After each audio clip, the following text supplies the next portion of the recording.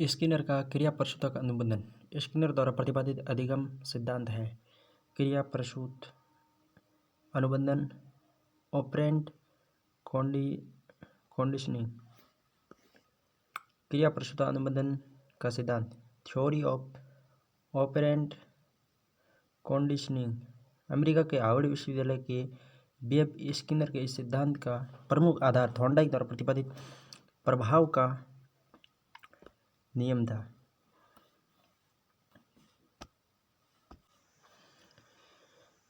प्रभाव के नियम के उपनाम क्रिया प्रसूत अनुबंधन के उपनाम नैमित्तिक अनुबंधन का सिद्धांत, साधनात्मक अनुबंधन का सिद्धांत, सक्रिय अनुबंधन सिद्धांत और अनुक्रिया उद्दीपक का सिद्धांत, RS सिद्धांत, RR सिद्धांत। शैक्षिक निहितार्थ अध्यापक छात्रों के अवांछित आचरण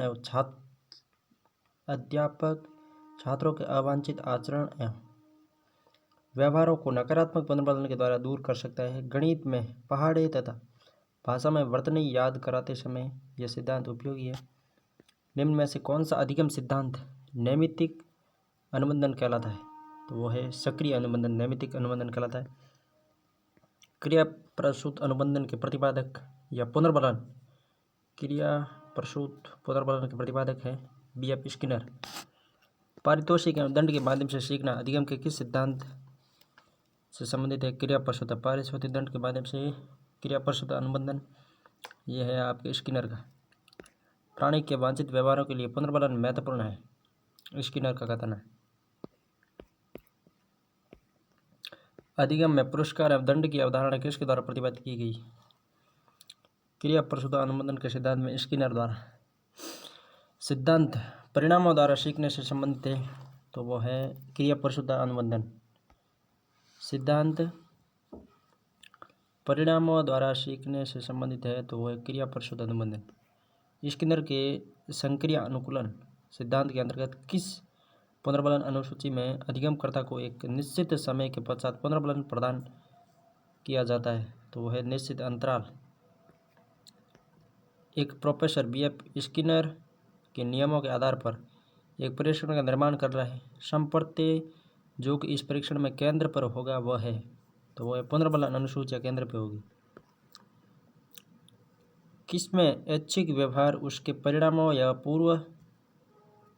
पूर्विकता से शक्तिशाली या कमजोर होता है? क्रिया प्रसूत अनुबंधन में ऐच्छिक व्यवहार उसके परिणामों से शक्तिशाली या कमजोर होता है। हाथ पैर आदि का चलना, दौड़ना, बच्चे द्वारा एक खिलौने को छोड़कर दूसरे खेलने के लिए लेना, खड़े होकर इधर उधर चहलकदमी करना, स्वैच्छिक व्यवहार पुनर्बलन होने के निमित्त है। भोजन, पानी, धन दौलत, प्रशंसा धनात्मक पुनर्बलन तथा बिजली के आघात, अपमान, डांट फटकार आदि से बचना ऋणात्मक पुनर्बलन है। क्रिया प्रसूत सिद्धांत के पुनर्बलन प्राणी द्वारा की गई प्रतिक्रिया को तुरंत पश्चात दिया जाता है। दंड अथवा पुरस्कार के समावेशन द्वारा नवीन व्यवहार के विकास एवं अनुक्रिया की प्रायिकता में वृद्धि होने को कहा जाता है क्रिया प्रसूत अनुबंधन। दंड और पुरस्कार शब्द आ जाए तो सीधी बात है क्रिया प्रसूत ही होगा। इस नियम के अनुसार यदि किसी अनुक्रिया या व्यवहार के बाद आनंद की अनुभूति होती है तो प्राणी उस व्यवहार को दोहराना चाहता है। इसके विपरीत यदि किसी अनुक्रिया के पश्चात असंतोष या दुख का अनुभव होता है, प्राणी उस व्यवहार को पुनः दोहराना नहीं चाहता है। इस प्रकार ऐसे व्यवहार में उत्तेजन एवं अनुक्रिया का बंधन कमजोर हो जाता है। यही नियम स्किनर के क्रिया प्रसूत अनुबंधन का आधार है। किस सिद्धांत को पुनर्बलन का सिद्धांत कहा जाता है? क्रिया प्रसूत अनुबंधन का सिद्धांत या पुनर्बलन का सिद्धांत? पुनर्बलन का सिद्धांत, क्रिया प्रसूत सिद्धांत किसने लिया? स्किनर ने लिया। रिट लेवल टेस्ट 2022 में आया था। पुनर्बलन का सिद्धांत भी कहते हैं, किसे कहते हैं? तो वह क्रिया प्रसूत अनुबंधन को। पहले यूपीटेट में पूछा, फिर रेट दें, इसकी कॉपी कर ले।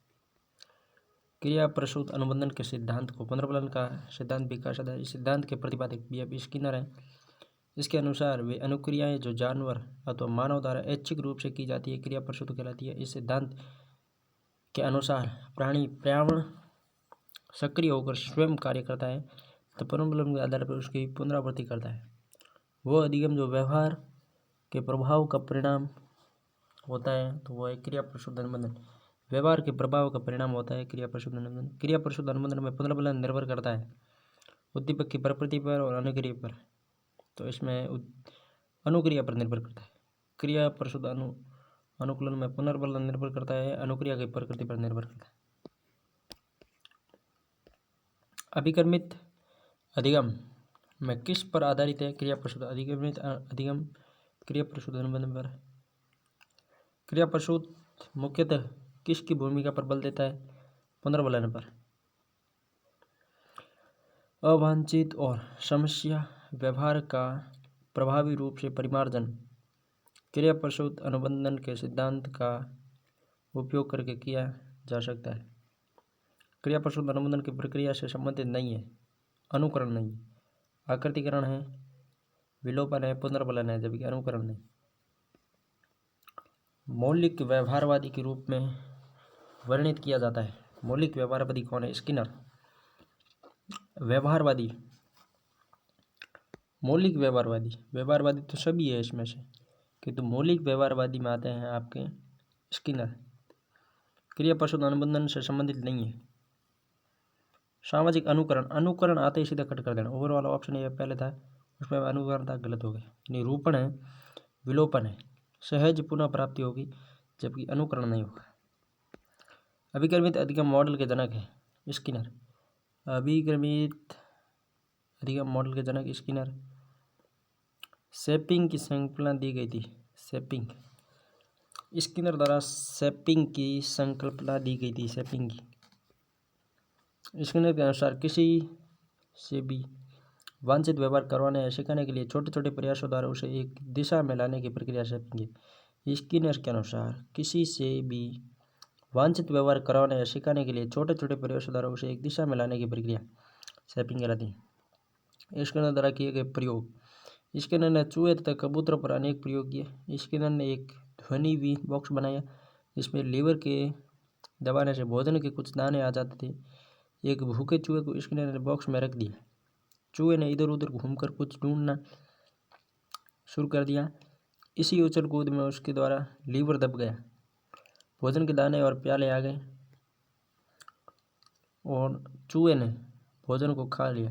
चूहा फिर उधर घूमते घूमते लीवर को दबा देता है और उसे भोजन की प्राप्ति हो जाती है। धीरे धीरे वह लीवर को दबाना सीख जाता है क्योंकि लीवर के दबाने से उसे भोजन मिलता है। चूहे के व्यवहार का लेखा बनाने पर पाया गया कि प्रत्येक अगली बार लीवर को दबाने में चूहे ने पहले की तुलना में कम समय लगाया।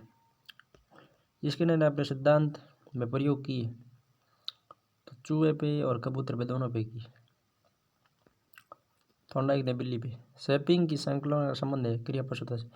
ये भी इम्पोर्टेंट है, मतलब शैपिंग मतलब छोटे छोटे कार्य करवा कर उसे एक दिशा में लाना। जैसे चूहे छोटे छोटे कार्य कराए पहले, फिर एक दिशा में लाया गया। क्रिया प्रशुद्ध अनुकूलन में प्रयुक्त तंत्र है रूपण या शैपिंग। अच्छा, शैपिंग इसका भाग है, अनुकरण नहीं है। शिक्षण अधिगम प्रक्रिया में स्किनर के क्रिया प्रशुद्ध संक्रिय अनुबंधन के सिद्धांत का सबसे महत्वपूर्ण योगदान है। अभिक्रमित अधिगम सबसे महत्वपूर्ण है। अभिक्रमित अधिगम में क्रिया प्रशुद्ध के सबसे इम्पोर्टेंट। क्रिया प्रशुद्ध व्यवहार नहीं है। क्रिया प्रशुद्ध व्यवहार नहीं, हाथ पैरों का चलना, भोजन करना, खड़े होकर इधर उधर चहलगामी कदमी करना, कांटा लगने पर पैर हटाना।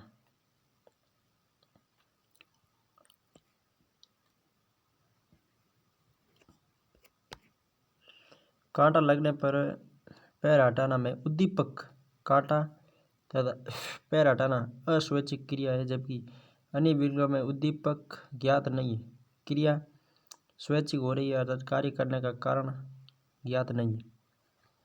अनुबंधन का कॉन्सेप्ट उद्दीपकों के साथ साथ घटित होने पर आधारित न रहकर व्यवहार के परिणामों के प्रभाव पर आधारित है। परिणाम के प्रभाव पर निर्भर कौन करता है? तो वह क्रिया प्रशुद्ध अनुबंधन है। हल का पुनर्बलन का सिद्धांत, स्किनर का क्या था? स्किनर का क्रिया प्रसूता का सिद्धांत, जैसे अभिक्रमित अधिगम का सिद्धांत भी कहते हैं, पुनर्बलन का सिद्धांत भी कहते हैं। हल का पुनर्बलन का सिद्धांत, पुनर्बलन सिद्धांत किसने दिया? हल ने। सीखना आवश्यकता की पूर्ति की प्रक्रिया के द्वारा होता है। सीखना आवश्यकता की पूर्ति की प्रक्रिया है। हम क्यों सीखते हैं? आवश्यकता की पूर्ति की प्रक्रिया के लिए हम सीखते हैं। ये प्रबलन सिद्धांत से या पुनर्बलन के सिद्धांत से। हल के पुनर्बलन सिद्धांत के उपनाम है परिष्कृत सिद्धांत, उद्दीपक अनुक्रिया सिद्धांत, अंतर्नोद न्यूनतम सिद्धांत, प्रबलन का सिद्धांत, सबलीकरण का सिद्धांत, यथार्थ अधिगम का सिद्धांत, सतत अधिगम का सिद्धांत, क्रमबद्ध अधिगम का सिद्धांत और चालक या प्रेरणा न्यूनता का सिद्धांत। चालक न्यूनता का सिद्धांत या प्रेरणा न्यूनता का सिद्धांत।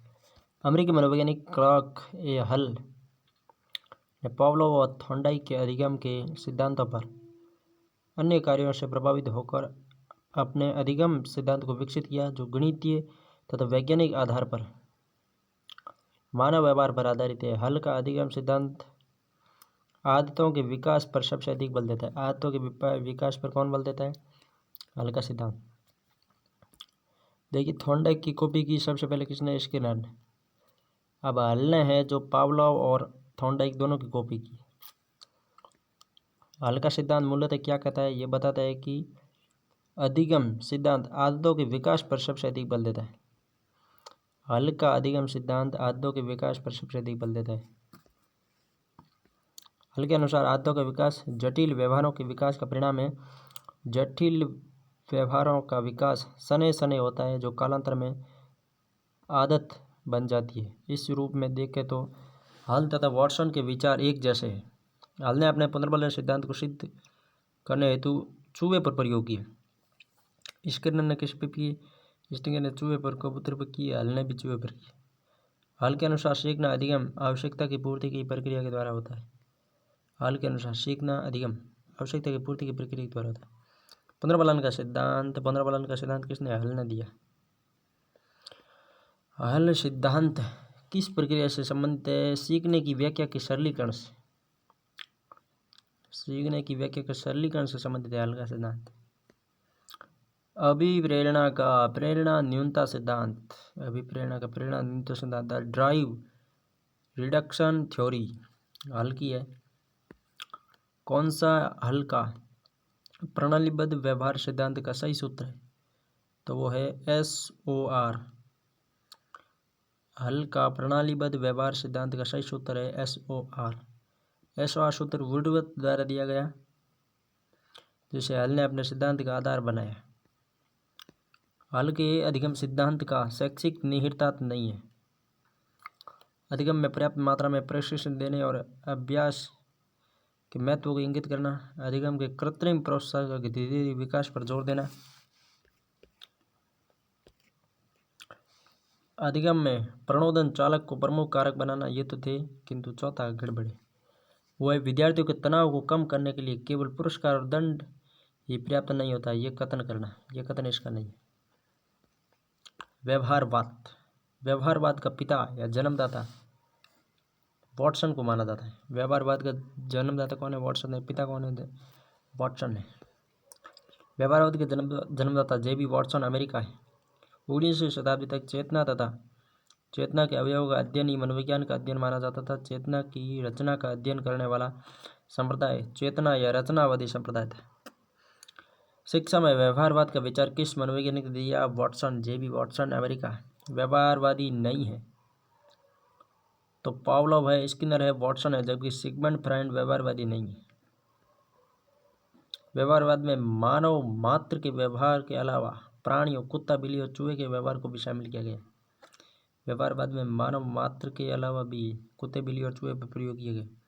व्यवहारवाद पर आधारित अधिगम सिद्धांत इस विश्वास को मानते हैं कि सभी प्रकार का व्यवहार सीखा जा सकता है। व्यवहारवादी ये मान सकते हैं कि सभी प्रकार के व्यवहार को सीखा जा सकता है। मनोविज्ञान का कौन सा संप्रदाय मनोविज्ञान को विशुद्ध विज्ञान के रूप में स्थापित करने पर बल देता है? तो वो है व्यवहारवाद। व्यवहारवाद मनोविज्ञान को विशुद्ध विज्ञान मानता है।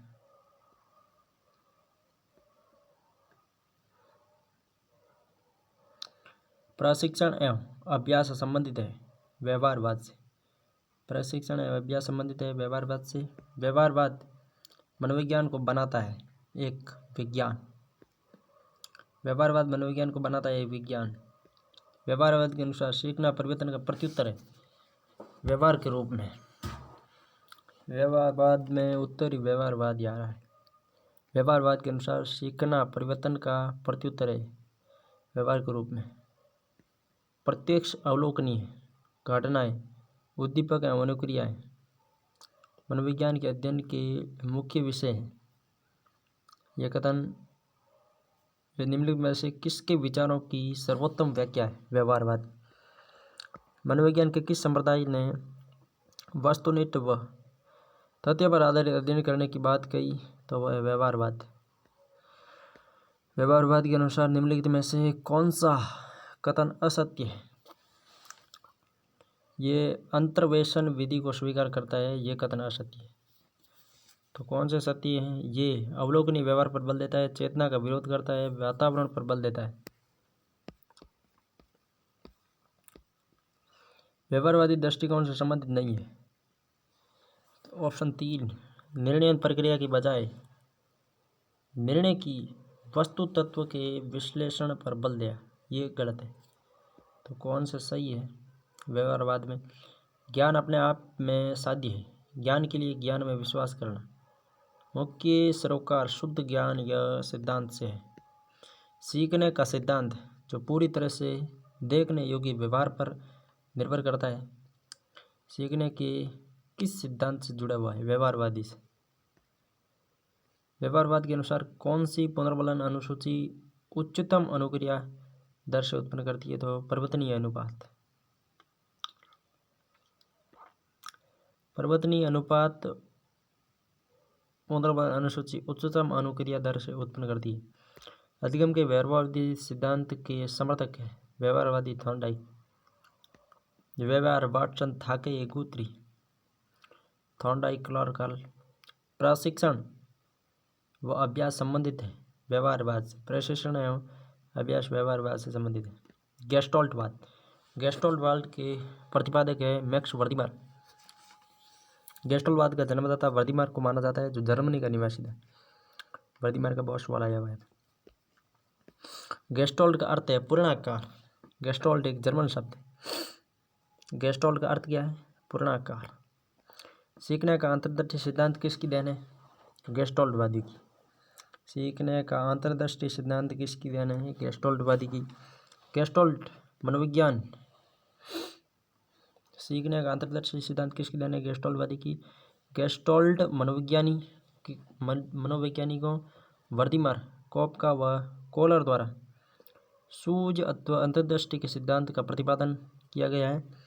इसे गेस्टॉल्टवादी सिद्धांत का कहा जाता है। ये सिद्धांत स्वयं खोज करके सीखने पर बल देता है। सीखने का सिद्धांत थॉर्नडाइक की देन है। गेस्टॉल्टवादी मनोविज्ञान द्वारा निम्नलिखित में कौन सा सिद्धांत विकसित किया गया? सूझ का सिद्धांत।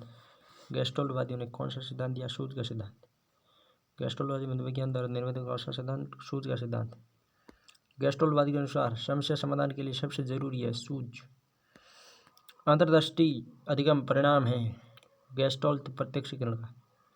अंतर्दृष्टि अधिगम परिणाम है गेस्टॉल्ट प्रत्यक्षीकरण। सीखने का व्यवहारिक सिद्धांत द्वारा दिया गया कोहलर द्वारा। सीखने का व्यवहारिक सिद्धांत कोहलर द्वारा। ऊपर क्या था अभी?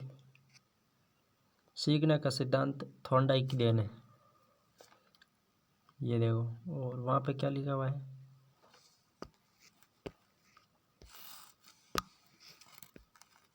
सीखने का व्यवहारिक सिद्धांत कोहलर का। रीट ने उत्तर माना है मतलब कोहलर। सूझ द्वारा सीखने के समाकृतिवाद के प्रवर्तक है। सूझ द्वारा सीखने के समाकृतिवाद के प्रवर्तक है तो वो है वर्दीमार, कोपका और कोलर। मतलब गेस्टॉल्टवादी है तीनों, वर्दीमार, कोपका, कोलर। सूझ द्वारा सीखने के समाकृतिवाद के प्रवर्तक है।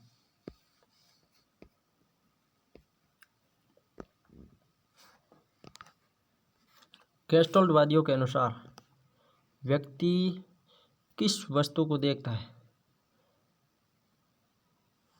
गेस्टोल्टवादियों के अनुसार व्यक्ति किस वस्तु को देखता है तो वो समग्रता के आधार पर देखता है।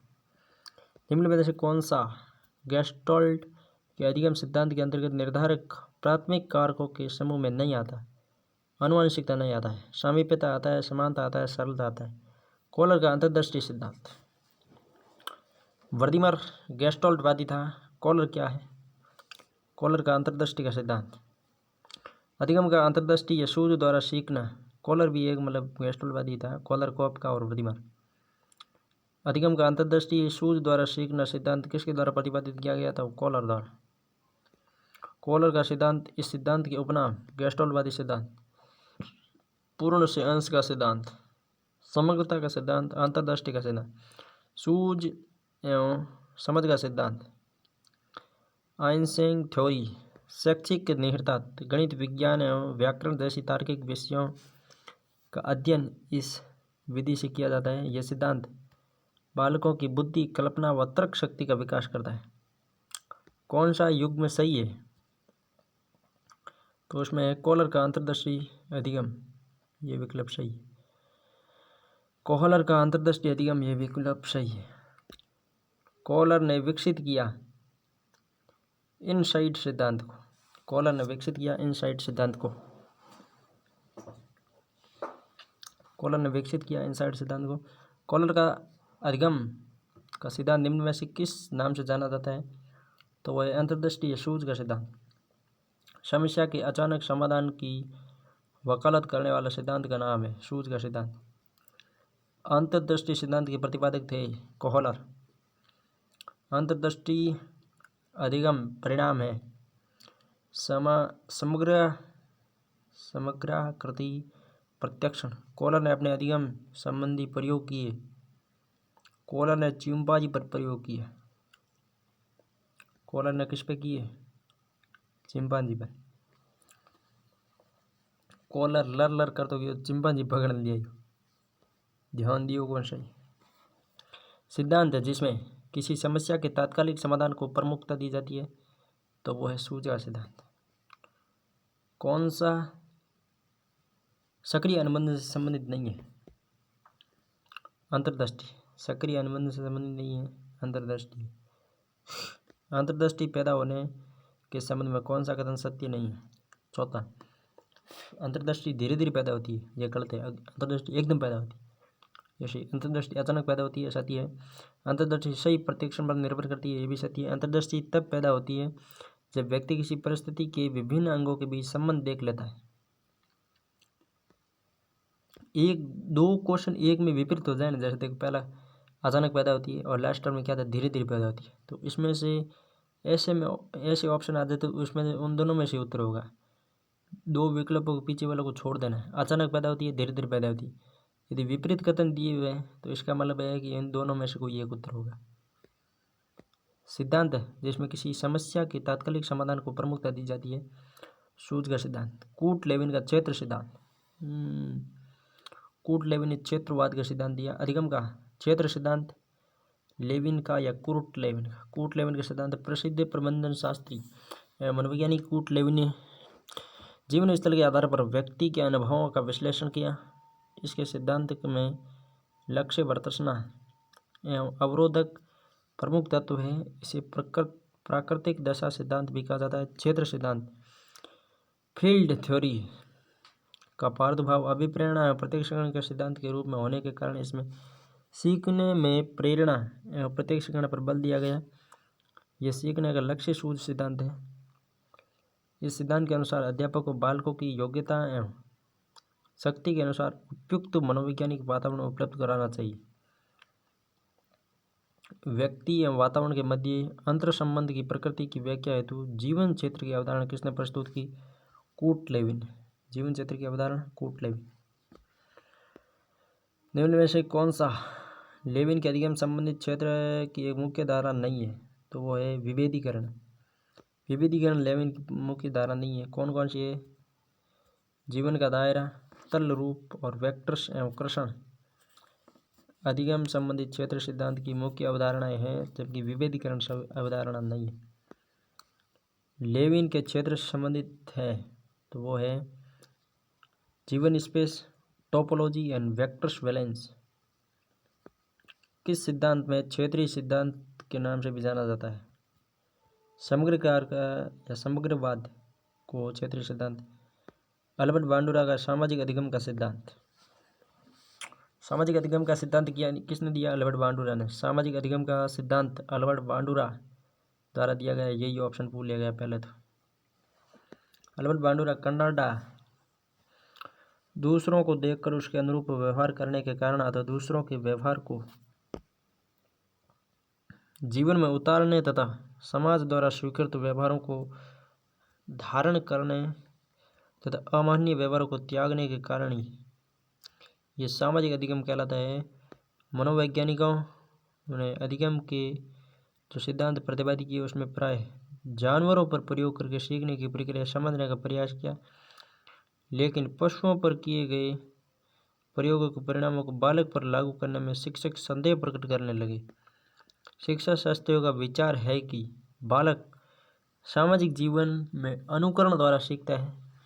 किसी प्रतिमान के व्यवहार को देखकर बालक उसका अनुकरण करने का प्रयास करता है, अर्थात किसी प्रतिमान द्वारा किए गए विशिष्ट व्यवहार के अवलोकन से अर्जित नवीन प्रतिभाओं को ग्रहण करना ही अनुकरणात्मक सीखना कहलाता है। बांडुरा ने सामाजिक अधिगम पर अपने संपूर्ण व्यवहारिक जीवन में कार्य किया। उन्होंने अपने सिद्धांत सामाजिक अधिगम का सिद्धांत अल्बर्ट बांडुरा। सोशल लर्निंग थ्योरी, सामाजिक संज्ञानात्मक सिद्धांत यही है। सामाजिक अधिगम का सिद्धांत भी यही। सोशल कंज्यूक्टिव थ्योरी नाम दिया। बांडुरा को कुछ लोग संज्ञानात्मक मनोवैज्ञानिक मानते हैं क्योंकि उन्होंने अभिप्रेरणा कारक को मोटिवेशनल फैक्टर्स व स्व नियंत्रण तंत्र को व्यक्ति के व्यवहार के लिए उत्तरदायी माना है। वातावरणीय कारकों को महत्व नहीं दिया। प्राय उन्हें संज्ञानात्मक आंदोलन का प्रवर्तक, फादर ऑफ कॉग्निटिव मोमेंट माना जाता है। इस दृष्टि से बांडुरा ने कई प्रयोग किए। उनके द्वारा किए गए प्रयोगों में बाबो डॉल स्टडीज व जीवित जोकर पर किए गए प्रयोग विशेष रूप से। जीवित जोकर पर प्रयोग किसने किए? बांडुरा। नाम से जोकर जैसा ही लग रहा है, यानी बांडुरा क्या है? बांडुरा एक जोकर बन गया, जीवित जोकर। बाबो डॉल स्टडी, बाबो डॉल स्टडी। बांडुरू कहीं करियो, बाबो बन गयो, डॉल बन गयो, स्टडी कर ली। बांडुरा ने अपनी पुस्तक social foundational of thought and action, social foundation of thought and action में सामाजिक संज्ञानात्मक सिद्धांत की रूपरेखा प्रस्तुत की। अध्ययन के उपरांत कहा कि वातावरण के फलस्वरूप व्यवहार विकसित होता है, यह सत्य है। उदाहरण, छोटे बच्चे विवाह समारोह, जन्मदिन, प्रतिभोज, चोर और सिपाही, घर रकाब आदि खेल खेलते हैं। वे अपने खेलों में ऐसा सब करते हैं जैसा वे समाज और टेलीविजन में देखते हैं तथा पुस्तकों में पढ़ते हैं। अल्बर्ट बांडुरा द्वारा प्रतिपादित है सामाजिक अधिगम का सिद्धांत, सामाजिक संज्ञानात्मक सिद्धांत। जिस प्रक्रिया में व्यक्ति दूसरों के व्यवहार को देखकर सीखता है, न कि प्रत्यक्ष अनुभव को कहा जाता है, तो उसे सामाजिक अधिगम कहा जाता है। दूसरों के व्यवहार को देखकर करता है, न कि प्रत्यक्ष अनुभव के। विकास का कौन सा सिद्धांत इस बात पर आधारित था कि बच्चे दूसरों के व्यवहार को देखकर और उसकी नकल करते हैं? तो वो है सामाजिक अधिगम का सिद्धांत अल्बर्ट बांडुरा जी का। बांडुरा जीवित जोकर, बल्बो डॉल स्टडी। सामाजिक अधिगम आरंभ होता है संपर्क से। अत्यंत निपुणतापूर्वक अधिगम पद्धति जिस पर बांडुरा तथा वॉल्टर ने बल दिया, निरीक्षण युक्त अधिगम या अनुकरण। बांडुरा के अवलोकन अधिगम सिद्धांत के अनुसार बाहरी प्रेरक और प्रतिनियुक्त प्रेरक निम्नलिखित में से कौन सी प्रक्रिया से संबंधित है? तो वो है अभिप्रेरणात्मक। बांडुरा के अनुसार लोग बार बार दंड प्राप्त करने वाले मॉडल की बजाय उस मॉडल को चुनना अधिक पसंद करते हैं जो अच्छे परिणाम देने में प्रवीण हो। इस कथन में अवलोकनात्मक अधिगम की कौन सी प्रक्रिया सम्मिलित है? तो अवधानात्मक। बच्चों में नैतिक व्यवहार को सीखने का मुख्य आधार प्रेरणा है। ये मत किस सिद्धांत का समर्थक है? तो वो है सामाजिक अधिगम सिद्धांत। अल्बर्ट बांडुरा के अनुसार निरीक्षणात्मक अधिगम के हेतु 4 परिस्थितियां आवश्यक होती है। अल्बर्ट बांडुरा ने कहा है कि निरीक्षणात्मक अधिगम हेतु 4 प्रक्रियाएं इंपॉर्टेंट। उसमें सबसे पहले अवधान आएगा, फिर धारणा होएगी, फिर पुनरुत्पादन और फिर अनुप्रेरणा। अवधान, धारणा, पुनरुत्पादन, अनुप्रेरणा। मॉडलिंग का संप्रत्यय निम्नलिखित में से किसके कार्य पर आधारित है? अल्बर्ट बांडुरा। मॉडलिंग का संप्रत्यय अल्बर्ट बांडुरा के कार्य पर आधारित है। मॉडलिंग का संप्रत्यय अल्बर्ट बांडुरा के कार्य पर आधारित है। जब हम कुछ भी समाज में सीखते हैं तो उसे देखकर, अर्थात अवलोकन, ऑब्जर्व करके देखते हैं, इसलिए इसे अवलोकनात्मक अधिगम सिद्धांत कहते हैं। सामाजिक अधिगम का सिद्धांत जो अवलोकनात्मक अधिगम का सिद्धांत। Observation learning theory.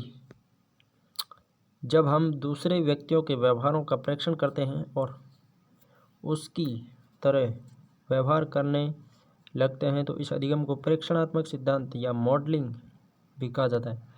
अल्बर्ट बांडुरा द्वारा दिए गए अधिगम सिद्धांत को अवलोकनात्मक अधिगम सिद्धांत भी कहा जाता है। अल्बर्ट बांडुरा द्वारा प्रतिपादित अधिगम का प्रकार कहलाता है प्रेक्षणात्मक। अवलोकनात्मक और प्रेक्षणात्मक दोनों भी कहा जाता है। कौन सा उदाहरण अल्बर्ट बांडुरा के अवलोकनात्मक सिद्धांत पर आधारित नहीं है? तो उसमें स्कूल की घंटी बजाने पर अपने बस्ते बंद कर लेना, ये इससे संबंधित नहीं है। स्कूल की घंटी बजाने अपने बस्ते बंद कर लेना संकेत अधिगम है। बांडुरा ने सामाजिक अधिगम के सिद्धांत का प्रतिपादन किया। बांडुरा ने अनुसार प्राणी को कुछ सिखाता है, उसका अधिकांश भाग दूसरों को देखकर या सुनकर सीखता है। अवलोकनात्मक के अंदर नहीं आता, संकेत के अंदर का था। अवलोकन के अंदर कौन से आते हैं? तो उसमें विद्यार्थी द्वारा कैंचों के विच्छेदन को सीखना, क्रिकेट का उत्साह, क्रिकेट देखने का उत्साह होता है। सामाजिक अध्ययन के प्रति नापसंदी, ये भी अवलोकन से संबंधित है। जबकि स्कूल की घंटी बजती जाना यह संकेत है एक तरह। कौन सी मुख्य प्रक्रिया बांडुरा के सामाजिक संज्ञानात्मक सिद्धांत अवलोकनात्मक अधिगम से संबंधित नहीं है? तो वो है अनुभवात्मक। अवधानात्मक है, धारणात्मक है, अभिप्रेरणात्मक है, जबकि अनुभवात्मक नहीं है। संज्ञानात्मक विकास सिद्धांत जीन पियाजे का संज्ञानात्मक। पियाजे के अनुसार मानव के संज्ञानात्मक विकास की 4 प्रमुख अवस्थाएं होती है। इन अवस्थाओं का सही क्रम कौन सा है? सबसे इम्पोर्टेंट सवाल यही है। सबसे पहले है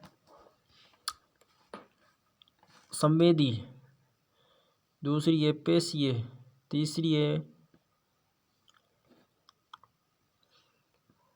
सबसे अंत में कौन सी थी? औपचारिक संक्रियात्मक थी, यानी ऑप्शन नंबर 4 सही होगा। सबसे पहले संवेदी, दूसरे पर पेशीय, तीसरे पर संवेदी, पूर्व संक्रियात्मक, मूर्त संक्रियात्मक और चौथी थी औपचारिक संक्रियात्मक। स्विट्जरलैंड के प्रसिद्ध मनोवैज्ञानिक जीन पियाजे के बालक के संज्ञानात्मक विकास सिद्धांत का प्रतिपादन किया। इस सिद्धांत में जीन पियाजे ने बालक के संज्ञानात्मक विकास में 4 अवस्थाएं बताई। पहली थी संवेदी क्रियात्मक अवस्था या इंद्रियजन्य ज्ञानक अवस्था। दूसरी थी पूर्व या प्राक संक्रियात्मक, जैसे प्री ऑपरेशनल स्टेज। तीसरी थी ठोस स्थूल मूर्त संक्रियात्मक। तीसरी मूर्त, चौथी अमूर्त। पहली थी संवेदी, दूसरी थी पूर्व संक्रियात्मक। पहली थी संवेदी अवस्था, दूसरी थी पूर्व संक्रियात्मक, तीसरी थी मूर्त, चौथी अमूर्त। अलग अलग नाम तो इससे चलते रहते हैं। 0 से 2 वर्ष, 2 से 7 वर्ष, 7 से 12 वर्ष और 12 से ऊपर में अमूर्त आ जाती है। संज्ञानात्मक विकास पर व्यवस्थित कार्य करने वाला मनोवैज्ञानिक जीन पियाजे। पियाजे के अनुसार संज्ञानात्मक बाल विकास की कितनी अवस्थाएं? 4 अवस्थाएं। पूर्व संक्रियात्मक नहीं, संवेदी, पूर्व संक्रियात्मक, मूर्त संक्रियात्मक और अमूर्त संक्रियात्मक। पियाजे द्वारा दिए गए संज्ञानात्मक विकास सिद्धांत में निम्न में से कौन सा विकास का प्रमुख काल नहीं है? तो वह है चक्रीय चरण। संवेदी प्रेरक स्थिति है, पूर्व संक्रियात्मक स्थिति है, औपचारिक प्रचालन है। जिन पियाजे के संज्ञानात्मक विकास की अवस्थाओं में निम्न में से कौन सा सम्मिलित है? सभी है। संज्ञानात्मक विकास की अवस्था नहीं है, अनौपचारिक नहीं है, प्राक संक्रियात्मक, ठोस संक्रियात्मक और औपचारिक है। जिन पियाजे द्वारा प्रदत्त संज्ञानात्मक विकास निर्धारित नहीं है, संवेदी है, पूर्व संक्रियात्मक है, मूर्त है, अनौपचारिक नहीं। जिन पियाजे द्वारा संज्ञानात्मक विकास की प्रथम अवस्था है संवेदी गामक, सबसे पहले संवेदी। पियाजे के अनुसार संज्ञानात्मक विकास की तीसरी अवस्था, तीसरी मूर्त है भाई। पहली में संवेदी, दूसरी में पूर्व संक्रियात्मक, तीसरी मूर्त, चौथी अमूर्त। पियाजे के अनुसार संज्ञानात्मक विकास की दूसरी संवेदी, दूसरी पूर्व संक्रियात्मक। पियाजे के अनुसार संज्ञानात्मक विकास की वह अवस्था जिसमें बालक वस्तु स्थायित्व प्रदर्शित करते हैं, तो इंद्रिय गतिकाल, इंद्रिय गतिकाल को वस्तु स्थायित्व के नाम से जाना जाता है। संवेदी क्रियात्मक अवस्था, इंद्रिय जनित गामक अवस्था, सेंसोरी मैटोर स्टेज 0 से 2 वर्ष। इस अवस्था में बालक चिंतन शक्ति का अभाव होता है। इस अवस्था में बालक पूर्णतः दूसरों पर निर्भर होता है। इस अवस्था में बालक अपने शरीर से वस्तुओं को इधर उधर लुढ़काना सीखता है। इस अवस्था में बालक किसी भी वस्तु को झपटा मार कर लपने की कोशिश करता है। इस अवस्था में बालक में सर्वाधिक उत्तेजना पाई जाती है।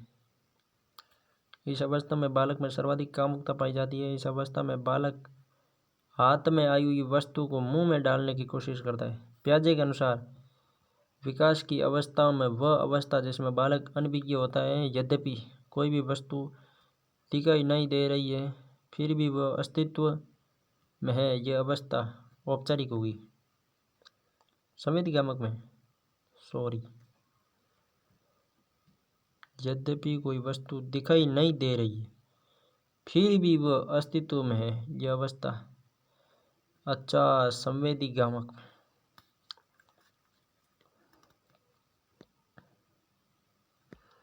पियाजे के संज्ञानात्मक विकास सिद्धांत के अनुसार संवेदी क्रियात्मक अवस्था होती है संवेदी जन्म से 2 वर्ष। संवेदी पेशी अवस्था संबंधित है संज्ञानात्मक विकास से। पियाजे के अनुसार विकास की प्रथम अवस्था जन्म से 2 वर्ष बच्चा अधिक उपयुक्त प्रकार से जिसके द्वारा सीखता है वो है इंद्रिय प्रयोगों के द्वारा। 11 माह की खुशी वस्तुओं को पहचानने, पकड़ने व अपने मुंह में डालकर उसकी पहचान व अध्ययन करती है। जिन पियाजे के अनुसार संवेदी है भाई, पियाजे के अनुसार केवल गामक क्रियाएं द्वारा अभिव्यक्ति किस अवस्था में देखी जा सकती है, तो वह इंद्रिय जनित गामक अवस्था में। पूर्व संक्रियात्मक काल में आने वाली संज्ञानात्मक योग्यताएं दूसरे के दृष्टिकोण को समझने की योग्यता है। पूर्व या प्राक संक्रियात्मक अवस्था, प्री ऑपरेशनल स्टेज 2 से 7 वर्ष। इस अवस्था के 2 भाग होते हैं। प्राक संक्रियात्मक, इस अवस्था में बालक की चिंतन शक्ति प्रारंभ होती है। इस अवस्था में बालक जीववाद मतलब जब एक बालक प्रत्येक चलने फिरने वाली निर्जीव वस्तु को सजीव समझने लगता है, इसे जीववाद कहा जाता है। इस अवस्था में बालक में आत्मकेंद्रित, जब एक बालक अपने आसपास सभी वस्तुओं का केंद्र स्वयं को समझने लगता है, इसे आत्मकेंद्रित के गुण पाए जाते हैं। उदाहरण के लिए आत्मकेंद्रित गुण, जब बालक कमरे में लगे पोस्टर तस्वीर को देखकर बच्चा सोचता है कि मैं कैमरे में किधर भी जाता हूँ तो पोस्टर मेरे को दिखता है। जब बालक बस में सफ़र कर रहा होता है तो वह सूर्य को देखकर सोचता है कि मैं जहाँ भी जाता हूँ मेरे साथ चलता है, तो उसे लगता है कि सूर्य उसके अनुसार ही चल रहा है। अंतर्दृशीय अवस्था 4 से 7 वर्ष।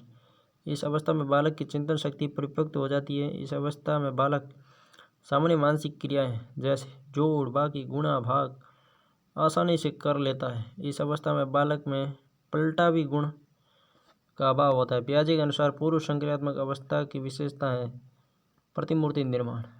एक विशेष स्तर पर बच्चे मौलिक तर्क का इस्तेमाल करना शुरू कर देते हैं, सभी प्रकार के प्रश्नों का जवाब जानना चाहते हैं। पियाजे ने इसे अंतर्ज्ञान कहा है। पियाजे के अनुसार इनमें से कौन सा चरण है? पूर्व संचालन या प्री ऑपरेशन। वह अवस्था जब बच्चा तार्किक रूप से वस्तुओं व घटनाओं के विषयों में चिंतन प्रारंभ कर देता है। मूर्त संक्रियात्मक, ठोस संक्रियात्मक, स्थूल संक्रियात्मक या मूर्त संक्रियात्मक अवस्था 7 से 11 वर्ष। Concrete operational stage. इस अवस्था में बालक की चिंतन शक्ति पूर्ण विकसित हो जाती है, इसलिए इस अवस्था को वैचारिक क्रियात्मकता की अवस्था भी कहा जाता है। इस अवस्था में बालक का पलटावी गुण, जब एक बालक किसी एक ज्ञान को अनेक परिस्थितियों में तुलनात्मक दृष्टि से सीखने के योग्य हो जाता है, इसे पलटावी गुण कहता है, पूर्ण विकसित हो जाता है। पलटावी गुण विकसित होता है मूर्त अवस्था में। इस अवस्था में बालक विभिन्न वस्तुओं का वर्गीकरण करना एवं विश्लेषण करना सीख जाता है। इस अवस्था में बालक अनेक प्रकार के संबंधों को स्पष्ट करना सीख जाता है। इस अवस्था में बालक विशिष्ट मानसिक क्रियाएं भी सीख जाता है। कौन सी मूर्त संक्रियात्मक की अवस्था नहीं है? तो वो है आंतप्रज्ञ चिंतन अवस्था। मूर्त संक्रियात्मक अवस्था नहीं, विचारों का विलोपन ये सभी आती है इसमें। पियाजे के संज्ञानात्मक सिद्धांत के अनुसार संरक्षण के नियम की समझ विकसित होती है मूर्त संक्रियात्मक स्तर पर। पियाजे के अनुसार निम्नलिखित में से कौन से काल में बालक की लंबाई, क्षेत्रफल और आयतन संरक्षण की समझ विकसित होती है? मूर्त संक्रियात्मक काल में। पियाजे द्वारा प्रतिपादित बालक की संज्ञानात्मक विकास के सिद्धांत में 7 से 12 वर्ष की अवस्था को कहा जाता है मूर्त संक्रियात्मक। वर्ग समूह की योग्यता का विकास होता है। वर्ग समूह की योग्यताओं का विकास होता है मूर्त अवस्था में। वह अवस्था जब बच्चा तार्किक रूप से वस्तुओं व घटनाओं के विषयों में चिंतन प्रारंभ करता है, मूर्त संक्रियात्मक अवस्था कहलाती है। वह अवस्था जब बच्चा तार्किक रूप से वस्तुओं एवं घटनाओं के विषय में चिंतन करता है। तार्किक रूप से चिंतन करना मूर्त संक्रियात्मक अवस्था है। मूर्त संक्रियात्मक अवस्था 7 से 12 वर्ष। इस अवस्था में बालक की चिंतन शक्ति पूर्ण विकसित हो जाती है, इसलिए इस अवस्था को वैचारिक क्रियात्मकता की अवस्था भी कहते हैं। इस अवस्था में बालक का पलटावी गुण पूर्ण विकसित हो जाता है। ये क्या है यार, कॉपी है।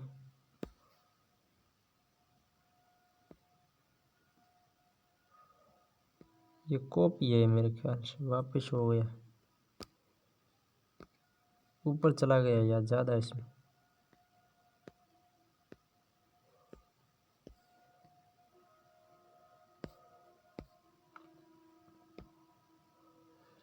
जिन पियाजे के संज्ञानात्मक विकास की कौन सी अवस्था विद्यार्थी वस्तुओं क्रियाओं की प्रतिबद्धता को समझने में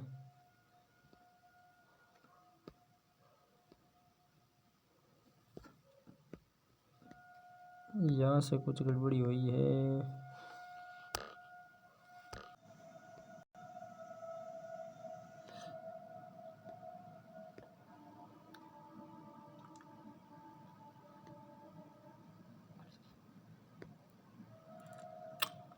प्रतिवर्त्यात्मकता की धारणा देखी जा सकती है मूर्त संक्रियात्मक अवस्था में। जिन पियाजे के संज्ञानात्मक विकास सिद्धांत की कौन सी अवस्था विद्यार्थी वस्तुओं एवं क्रियाओं की प्रतिवर्तीता को समझता है? मूर्त संक्रियात्मक अवस्था में। चिंतन का प्रकार जिन पियाजे द्वारा प्रदत्त मूर्त संक्रियात्मक अवस्था से संबंधित है वो है आगमनात्मक विचार। व्यवहारों में कौन सा जिन पियाजे के द्वारा मूर्त संक्रियात्मक अवस्था विश्लेषित करता है? तो वो है संरक्षण कक्षा समावेशन। जिन पियाजे के सिद्धांत के अनुसार मूर्त संक्रियात्मक अवस्था ज्ञानात्मक विकास की तीसरी अवस्था में बच्चों के विचारों में संक्रियात्मक क्षमता आ जाती है और अंतर्दर्शी तर्क शक्ति की जगह तार्किकता आ जाती है। पियाजे के अनुसार इस अवस्था में बालक 3 महत्वपूर्ण संपत्ति विकसित करता है: संरक्षण बालक, संबंध बालक और वर्गीकरण बालक। बालक विभिन्न वस्तुओं को वर्गीकृत और व्यवस्थित मिलान कर उल्टे क्रम में रख सकता है। पियाजे के अनुसार इस संज्ञानात्मक योग्यता की अवस्था है मूर्त।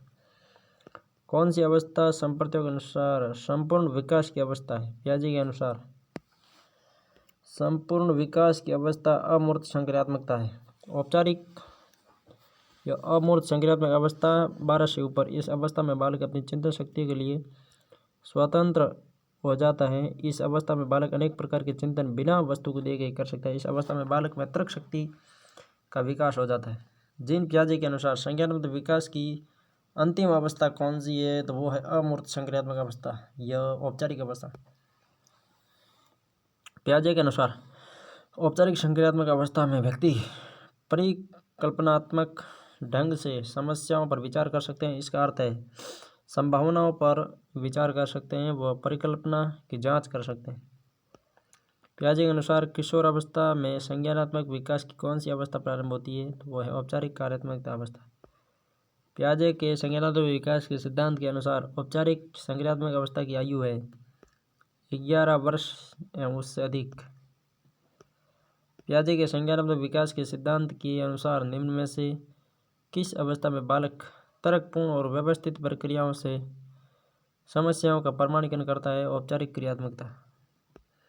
पियाजे के संज्ञानात्मक विकास सिद्धांत के अनुसार अधिगमकर्ता की मानसिक क्रियाएं उच्च डिग्री के संतुलीकरण पर पहुंच जाती है औपचारिक क्रियात्मकता में।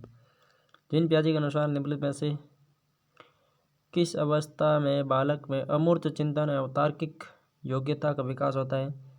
तो वो है औपचारिक में। बालक के संज्ञानात्मक विकास के क्षेत्र में योगदान देने वाले मनोवैज्ञानिक है। संज्ञानात्मक क्षेत्र में विकास योगदान पियाजे।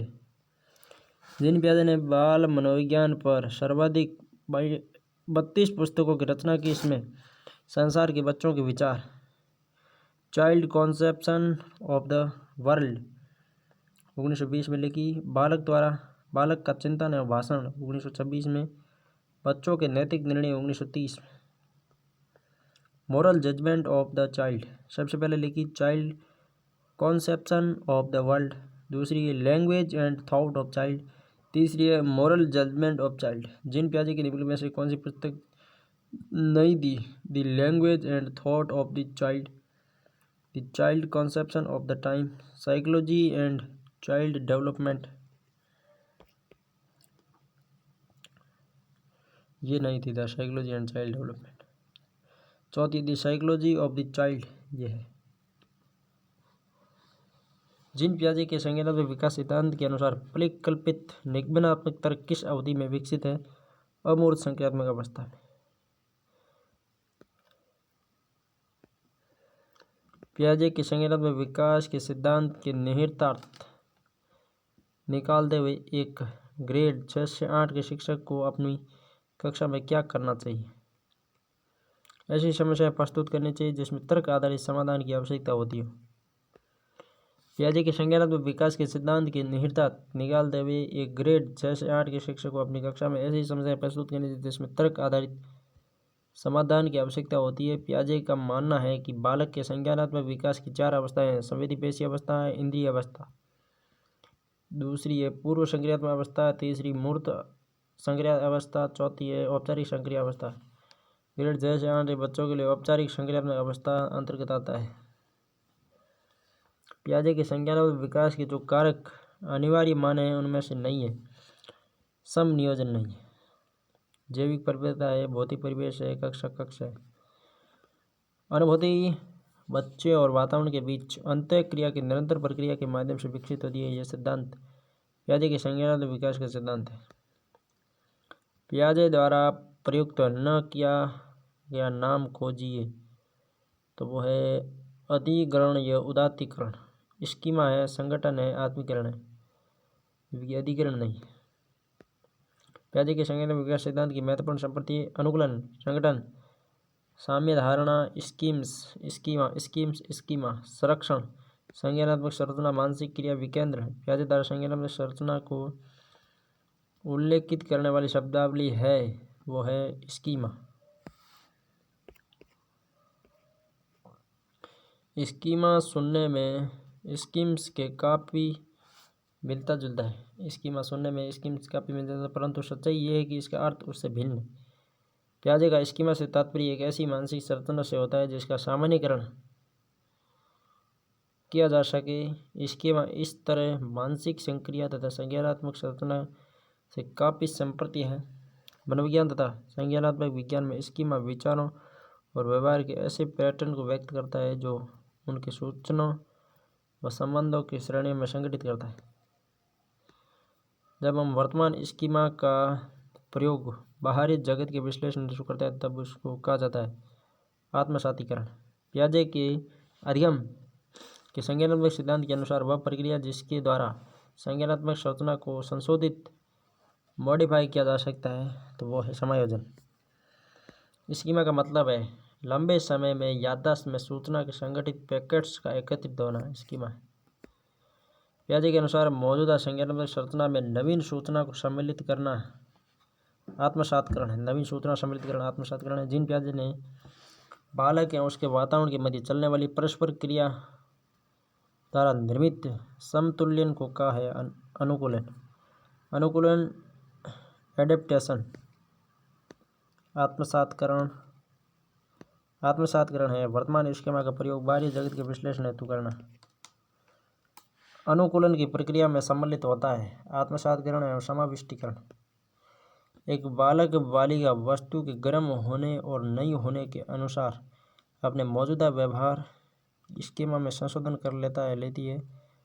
पियाजे के अनुसार यह उदाहरण संज्ञानात्मक विकास की किस प्रक्रिया से संबंधित अनुकूलन से। किसी भी स्कीमा में संशोधन परिमार्जन परिवर्तन का होना एकोमोडेशन होता है, लेकिन विकल्पों में इसका उल्लेख नहीं है। इसके कारण समानांतर अर्थ अनुकूलन को सही माना गया। बच्चे अपने वातावरण के साथ संबंध बनाते हुए अपनी समझ का विकास कर लेते हैं। यह कथन पियाजे का है। पियाजे ने कहा है कि बच्चे अपने वातावरण के साथ संबंध बनाते हुए अपनी समझ विकसित कर विकास कर लेते हैं।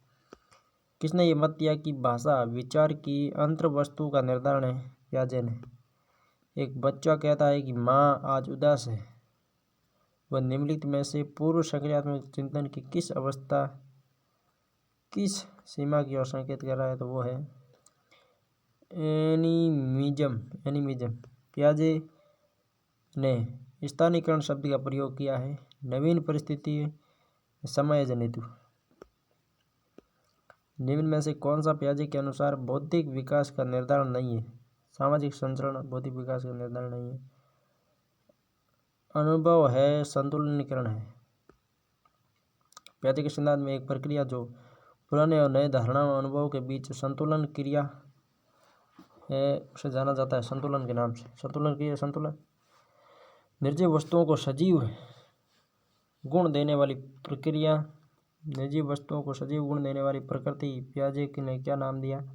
सजीव चिंतन। पियाजे के अनुसार 4 से 8 माह में कौन सा संज्ञानात्मक विकास होता है?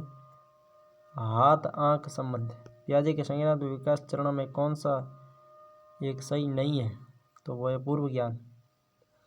समायोजन है साम्य धारण है नए पदार्थों का आत्मसातीकरण है। सुप्रसिद्ध 3 पर्वत समस्या 3 माउंटेन प्रॉब्लम का प्रयोग जिन पियाजे ने निम्न में से किस संकल्पना को स्पष्ट किया? स्व केंद्रण को। कौन सा पियाजे के अनुसार नैतिक विकास का स्तर नहीं है? नैतिक अधिकार। ये नैतिक विकास का स्तर नहीं है। नैतिक समानता है नैतिक यथार्थता है नैतिक सापेक्षता है। व्याख्या। पियाजे ने नैतिक विकास की अवस्थाओं को ध्यान में रखते हुए संपूर्ण विकास काल को नैतिकता के 3 स्तर बताए हैं। नैतिकता के पियाजे ने कितने 3 स्तर? नैतिक यथार्थता इसमें विषम नैतिकता भी कहा जाता है। इसमें कार्यकाल 2 से 7 से 8 वर्ष तक होता है। नैतिक समानता मॉरल इक्वलिटी इसमें बालक की अंतःक्रिया समानता एवं लेन देन के संबंध पर आधारित होती है 8 से 12 वर्ष। नैतिक सापेक्षता इसका प्रारंभ 12 वर्ष की आयु में प्रारंभ होता है। इसमें स्वतः नैतिकता भी कहा जाता है। ज्ञातव्य कि पियाजे ने 9 से 11 को स्वायत्त नैतिकता भी कहा है। जीन पियाजे का नैतिकता में विकास सिद्धांत। जीन पियाजे ने the moral judgement of the child 1932 में बताया कि 5 वर्ष तक बालक गैर नैतिक होता है। इसमें नैतिक विकास 2 भागों में होता है। प्रायतः नैतिकता की अवस्था पर केंद्रित उन्मुखता 2 से 8 वर्ष। स्वायत्त नैतिकता की अवस्था या स्वायत्तता उन्मुखता 9 से 11 वर्ष। जीन पियाजे के अनुसार नैतिक विकास अवस्था प्रायतः अन्योन्यता 2 से 8 वर्ष। प्रायतः अन्योन्यता 2 से 8 वर्ष। पियाजे के नैतिक विकास सिद्धांत के अनुसार कौन सी अवस्था में बालक की अंतःक्रिया अपने साथियों से समानता और लेन देन से संबंधित है? नैतिक समानता। पियाजे के अनुसार नैतिक विकास की अवस्था इंगित कीजिए। तो है संक्रमण अवस्था और आत्मकेंद्रीय अवस्था। संक्रमण अवस्था ट्रांजिशनल स्टेज। एगोसेंट्रिज्म स्टेज। आत्मकेंद्रीकरण संक्रमण अवस्था। कौन सा पद पियाजे द्वारा एक प्रकार के संरक्षण के अधिगम को दूसरे प्रकार के संरक्षण में स्थानांतरित करने की अयोग्यता के लिए प्रयोग किया जाता है? तो वो है क्षैतिज विसंगति। किसने बच्चों से वस्तु स्तरीय के विकास को समझने में सहायता की? पियाजे ने। पियाजे के अनुसार संज्ञानात्मक कार्यविधि की 2 मुख्य विशेषताएं हैं, संगठन और अनुकूलन। पियाजे के अनुसार पूर्व परिचालन अवधि के दौरान बच्चे की सोच की विशेषता होती है केंद्र संरक्षण और अहम केंद्रवाद। केंद्र संरक्षण अहम केंद्रवाद। उम्र के अनुसार पियाजे के संवेदीगामक चरणों की व्यवस्था करें। सबसे पहले होगा प्रतिवर्ती योजना। सबसे पहले योजना बनाएंगे, फिर प्राथमिक परिपत्र प्रतिक्रिया। सबसे पहले योजना बनाएंगे, फिर उसकी प्रतिक्रिया देंगे। उसके बाद में माध्यमिक परिपत्र प्रतिक्रियाओं का समन्वय। योजना बनाई, प्राथमिक प्रतिक्रिया आएगी, माध्यमिक प्रतिक्रिया आएगी और अंत में मानसिक प्रतिनिधित्व होगा। वर्तमान बौद्धिक संरचना में नवीन अनुभवों के आधार पर परिमार्जन, परिवर्तन एवं विस्तारण करना कहलाता है समाविष्टीकरण। समाविष्टीकरण में पहले से मौजूद इसका में नवीन संशोधन होता है। ब्रूनर का संज्ञानात्मक विकास सिद्धांत। संज्ञानात्मक विकास सिद्धांत किसका है? ब्रूनर का।